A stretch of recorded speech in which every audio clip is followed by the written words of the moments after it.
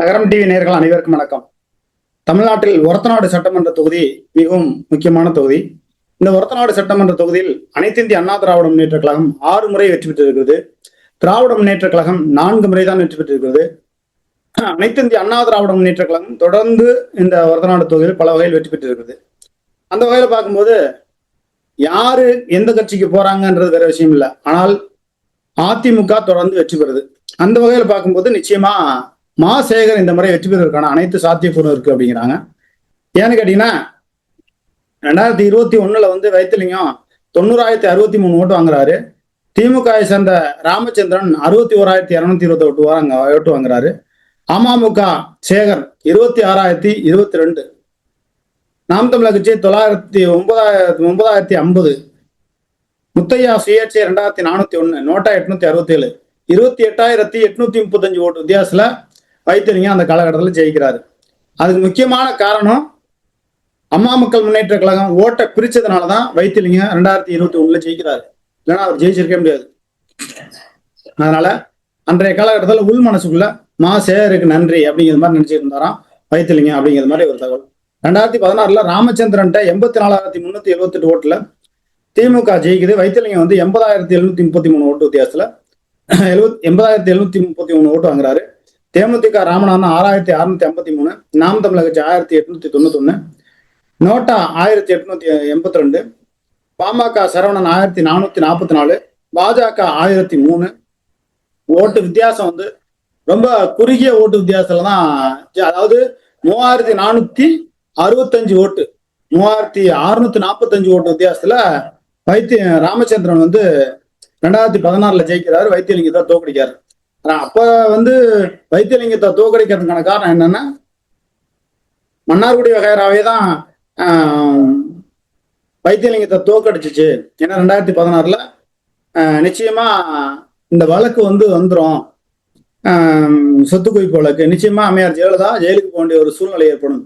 அப்ப யார் முதலமைச்சர்னு வரும்போது வைத்திலிங்கம் வருவதற்கான வாய்ப்பு இருக்கு. அவர் ஜாதகத்துல முதலமைச்சர் ஆகணுங்கிற ஒரு விதிமுறை இருக்கு அப்படிங்கிற மாதிரிலாம் சில இது இருக்கிறதுனால ஓ பன்னீர்செல்வமே ஒரத்தநாட்டுல ஆளு வச்சு தோக்கடிச்சதாகவும், இல்லைங்க மன்னார்குடி வகைராவே தான் வைத்திலிங்கத்தை 2016 தோக்கடிச்சாங்க அப்படிங்கிற மாதிரியான ஒரு இது இருக்கு.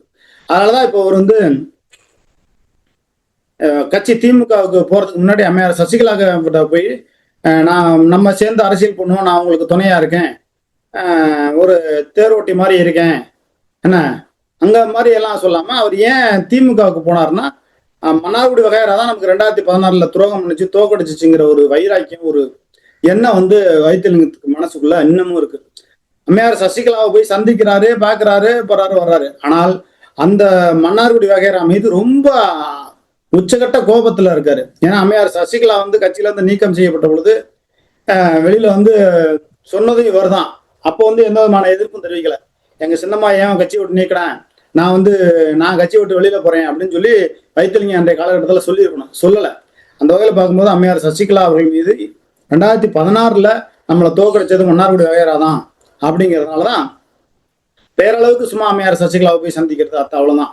மற்றபடி அந்த விசுவாசம் அந்த மாதிரிலாம் எதுவுமே கிடையாது வைத்திலிங்கத்துக்கு. வைத்திலிங்கம் பல அரசியல்வாதியுடைய வாழ்க்கையை நாசம் பண்ணியிருக்காரு அப்படிங்கிறாங்க. உதாரணத்துக்கு திருச்சியில KN நேரு அன்பில் பொய்யாமொழி அரசியல் வாழ்க்கைய இது பண்ணாரு. அடுத்து KN சேகரன், அன்பில் பெரியசாமி, வனத்துறை அமைச்சர், முன்னாள் வனத்துறை அமைச்சர் ஐயா செல்வராஜ் அவர்கள், இப்ப இருக்கக்கூடிய பழனியாண்டி, அதுக்கப்புறம் சவுந்தர பாண்டியன், துறையூர்ல ஸ்டாலின்குமார், முசிறியில காடுவெட்டி தியாகராஜன், இப்படி அனைத்து அரசியல் வாழ்க்கையையும் கேள்விக்குறியாக்குறாருல நேரு. அது போலதான் வைத்திலிங்கம் ஒரத்தநாடு பகுதியில பல அரசியல் வாழ்க்கையை கெடுத்திருக்காரு, பல அரசியல்வாதிய கீழ்நிலைக்கு கொண்டு போயிருக்காரு, நாசம் பண்ணியிருக்காரு. அப்படி பல்வேறு கருத்துக்களை சொல்றாங்க. அந்த வகையில பார்க்கும்போது மா சேகர் அரசியல்ல புனிதமானவர். அவர் எந்த கட்சியா இருக்கட்டுங்க, அது நமக்கு தேவையில்லை. இங்க வேட்பாளர் தான் நல்லவரா கெட்டவரா அப்படின்னு பார்க்கணுமே ஒழிய வேட்பாளர் யாருக்கு நல்லது பண்ணியிருக்காரு கெட்டது பண்ணியிருக்காரு, வன்மமானவர், நல்ல மனிதர் அப்படிங்கிறதான் பார்க்கணும். அது மன்னார்குடி வகையராவா, திமுகவா, எடப்பாடி பழனிசாமியா, புரட்சி தமிழரா, இல்லையா, அதெல்லாம் நமக்கு தேவையில்லை. இப்ப இந்த 2 வேட்பாளர்ல யாரு நல்லவங்க அதுதான். இப்ப என்ன சொல்றாங்கன்னா மா சேகர் ஒரு பச்சை பிள்ளை கேள்வி கட்டலாம் பதில் சொல்லுவாருங்க, அந்த அளவுக்கு ஒரு நல்ல தன்மையான மனுஷன் அப்படிங்கிறாங்க. வைத்திலிங்கத்தை அவ்வளவு எளிதில் பார்க்க முடியாது. அவர் ஆகும்னா கொஞ்சம் இதாக பேசுவார், நேர் மாதிரி பேசுவார் அப்படிங்கிற மாதிரி சொல்றாங்க. சரி, எது எப்படியே பேசிட்டு போட்டோம். ஆனா இந்த 2026 சட்டமன்ற தேர்தலில் யாருக்கான வாய்ப்பு, யார் வெற்றி பெறுவாங்க? அம்மா மக்கள் முன்னேற்ற கழகத்துல இருந்தாரு, அதிமுக வந்தாருங்கிறதுனால இவருக்கு சீட்டு கொடுக்க விடாம பண்ணிருக்கலாம் எடப்பாடி பழனிசாமி. ஏன் கொடுத்தாரு? வைத்தியலிங்கம் இந்த அனைத்து இந்திய அண்ணா திராவிட முன்னேற்ற கழகத்துக்கு இவ்வளவு பெரிய துரோகம், ஓபிஎஸ் கூட்டிட்டு போய் இவ்வளவு நாச வேலை எல்லா வேலையும் செஞ்சதுக்கு இவர் தான் காரணம். அப்ப இவரை தோக்கடிக்கிறதுக்கு இவர் தான் சரியான ஆளு அப்படின்னு சொல்லி மா சேகரன் நிறுத்துறாங்க. இப்போ ஒரத்தநாடு பகுதியில அம்மையார் சசிகலா தரப்பு வந்து இந்த 2 பேர்த்துல யாருக்கு எதிராக இருப்பாங்க, ஆதரவா இருப்பாங்க அப்படின்னா நிச்சயமா மா சேகருக்கு தான் ஆதரவா இருப்பாங்க அப்படிங்கிற மாதிரி சொல்றாங்க. ஏன்னா அவர் வந்து அதிமுகவுக்குள்ள போனதுனால அம்மையார் சசிகலாவுக்கு எந்த விதமான கோவம் கிடையாது. மா சேகருக்கு அம்மையார் சசிகலா மறைமுக ஆதரவு உண்டு அப்படிங்கிறாங்க. வைத்தியலிங்கத்துக்கு ஆதரவு கிடையாது. அந்த வகையில பார்க்கும்போது மா சேகர் வெற்றி பெறுவதற்கான சாத்தியக்கூறு இருக்கு. ஏன்னா மன்னார்குடி அந்த வகைரா அந்த பக்கம்லாம் பார்த்தீங்கன்னா அம்மையார் சசிகலாவோட செல்வாக்கு கொஞ்சம் இருக்குத்தானே செய்யுது, அதை நம்ம மறுக்க முடியாதுல்ல. அப்ப இவர் வந்து தினகரன்ட்டு இருந்து அதிமுக போனாரு, தாய் கழகத்துக்கு தானே போனாரு. அதனால மா சேகருக்கு அம்மையார் சசிகலா ஆதரவு உண்டு, வைத்தியலிங்கத்துக்கு அம்மையார் சசிகலா ஆதரவு இல்லை அப்படிங்கிற ஒரு கணக்கு இருக்கு. அப்ப தனிப்பட்ட மக்கள் செல்வாக்கு, கட்சி செல்வாக்கு இதெல்லாம் வச்சு பார்க்கும்போது மா சேகர் வெற்றி பெறுவதற்கான சாத்தியக்கூறு இருக்கு. ஏன்னா இங்க ஒரத்தநாடு பொறுத்தவரையிலையும் அது வந்து அதிமுக கோட்டை. வைத்தியலிங்கம் இருந்ததுனால இல்ல, அந்த இடத்துல யார் இருந்தாலும் அது அதிமுக கோட்டையா தான் இருக்கும். இந்த வேலை பார்க்கும்போது நிச்சயமா மா சேகர் ஒரு குறிப்பிட்ட ஒரு 30,000 ஓட்டு வித்தியாசத்துல மா சேகர் வெற்றி பெறுவார் அப்படிங்கிறாங்க. ஒரத்தநாடு சட்டமன்ற தொகுதியில் ஒரு நல்லதொரு சட்டமன்ற உறுப்பினரை தேர்வு செய்ய வேண்டியது ஒரத்தநாடு மக்களுடைய கடமை. அந்த வகையில இந்த 2 வேட்பாளர்கள்ல யாரு மக்களுக்காக வந்து நிப்பாங்க, ஓடோடி வந்து நிக்கணும். போய் பெரிய குகைக்குள்ள இருக்கிறவரை போய் நம்ம அந்த குகையை உடைச்சிட்டு போய் அல்லது போய் குகையை மீறி போய் பார்க்கறதுங்கிறது சாதாரண விஷயம் இல்லை. மா சேகர் மக்களோடு மக்களாக பழகக்கூடியவர். அந்த வகையில மா சேகர் வெற்றி பெறுவதற்கான சாத்தியக்கூறு இருக்கு. எப்படி திருவையாறு சட்டமன்ற தொகுதியில வேலு கார்த்திகேயன் வெற்றி பெறுவதற்கான சாத்தியக்கூறு இருக்குன்னு நம்ம சொன்னோமோ, அதே போல ஒரத்தநாடு சட்டமன்ற தொகுதியில மா சேகர் வெற்றி பெறுவதற்கான சாத்தியக்கூறு நிறையவே இருக்கு. ஏன்னா நல்ல மனிதர், இயல்பான மனிதர். இப்ப பேரூராட்சி தலைவராக கூட இருந்தாரு முன்னாடி. இப்ப அமமுகல இருந்து போய் ஒருத்தர் பேரூராட்சி தலைவர் ஆக முடியுமா? அவரு தனிப்பட்ட செல்வாக்குன்னு ஒண்ணு இருக்குங்க. அந்த செல்வாக்கு. 2வது இப்ப அமமுக எல்லாம் ஒன்னாதான் கூட்டணியில தான் இருக்காங்க.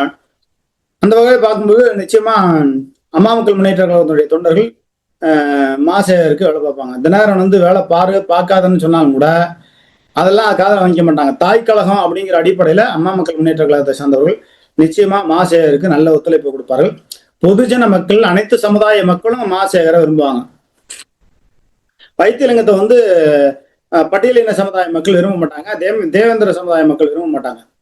அதே போல இஸ்லாமிய நண்பர்கள், உறவினர்கள் அந்த வகையில பார்க்கும்போது அவங்களும் வந்து மா சேகர் தான் விரும்புவாங்க. ஏன்னா ஏதாவது போயினா செஞ்சு கொடுப்பாரு, ஓடோடி போய் நிற்பாரு, இயல்பா பேசுவாரு. இவரை பார்க்கணும்னா பெரிய முதலமைச்சரை பார்க்கணுங்கிற லெவலுக்கு போயிடும். இவர் ஜெயிச்சாருன்னா 2வது திமுக இவருடைய கட்டுப்பாட்டுக்குள்ள வந்துருங்கிறதுனால திமுகவினர் இவருக்கு வைத்தியலிங்கத்துக்கு வேலை பார்க்க மாட்டாங்க. அது ஒரு லாபி போயிட்டு இருக்கு.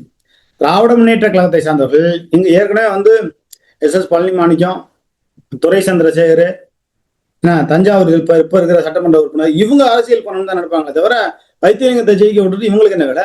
வைத்தியலிங்கத்தை இந்த வேலை வீழ்த்தப்பட வேண்டும் என்பதுல திராவிட முன்னேற்ற கழகத்தை சார்ந்தவர்கள் பலர் வேலை பார்ப்பாங்க. மா சேகர் அவர்களுக்கு எதிராக வேலை பார்ப்பதற்கோ அவருக்கான எதிர்வினை என்பது பெரிய அளவுக்கு கிடையாது. 90% கிடையவே கிடையாது. இவருக்கு எதிர்ப்பு என்பது 90%. எனக்கு தெரிஞ்சு 99, நடுநிலையா பார்த்தா 90% மா சேகருக்கு எதிர்ப்பு என்பது கிடையாது. அம்மையார் சசிகலா அவருடைய ஆதரவு மா சேகருக்கு தான் உண்டு. அனைத்து சமுதாய மக்களுடைய ஓட்டுகளும் மா சேகருக்கு தான் உண்டு. இவர் அடாவடி பண்ண மாட்டாரு, யாரும் அதிர்ந்து பேச மாட்டாரு, கெட்ட வார்த்தையில கொச்ச வார்த்தையில அப்படிலாம் பேச மாட்டாரு. பச்சை பிள்ளை மாதிரி எல்லாத்துக்கூட இயல்பா பழகக்கூடியவர். அதனால மா சேகர் இந்த 2026 சட்டமன்ற தேர்தலில் குறைஞ்சபட்சம் ஒரு 30,000 ஓட்டு வித்தியாசத்துல மகத்தான வெற்றி பெறுவார் அப்படின்னு சொல்றாங்க. என்ன நடக்குதுன்னு பார்ப்போம். ஒரத்தநாடு சட்டமன்ற தொகுதிக்குள்ள அவர்கிட்டே போய் நேரடியாக நமக்கு பேட்டி எடுக்கிறதுக்கான வாய்ப்பு 2-3 நாள் கிடைக்கும். அவர்கிட்டையும் பேட்டி எடுத்து நம்ம செய்தி வெளியிட தயாராக இருக்கும். லகரம் டிவி சேனல் 3 ஆண்டுகளை கடந்து வருகிற மே மாதம் வந்தால் 4ஆம் ஆண்டில் அடியெடுத்து வைக்கிறது. உங்களுடைய ஆதரவும் ஆக்கமும் தான் நம்ம லகரம் டிவி சேனலை மேலும் மேலும் வளரச் செய்யும். அதனால லகரம் டிவி சேனலை பார்க்கக்கூடிய புதிய நபர்கள் சப்ஸ்கிரைப் செய்து பெல் பட்டன் அழுத்தி ஆல் பெல் பட்டன் அழுத்தி ஆக்கமும் ஊக்கமும் கொடுங்கள். ஏற்கனவே பார்க்கக்கூடிய நேயர்கள் எப்போதும் போல ஆதரவு கொடுங்கள். நன்றி, வணக்கம்.